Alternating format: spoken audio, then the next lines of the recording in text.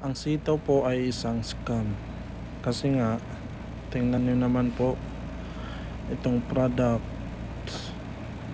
Kasi nga may nagturo sa akin, pag gabi daw, pag 6 PM hanggang 8:30 PM AM ay dapat ko daw i-unpublish yung mga product para wala daw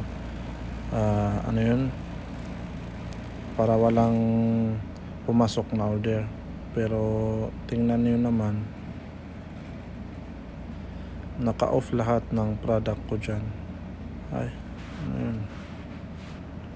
Ayun, naka-off, naka-unpublish lahat yan. Lahat yan naka-unpublish. Ito pa, 6, 7, 8, 9, 10.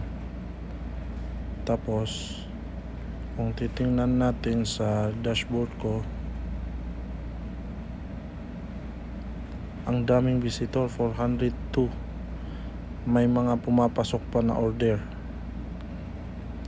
Di ko alam bakit ganon. Tsaka basta ang daming bulok na sistema dito sa sitaw.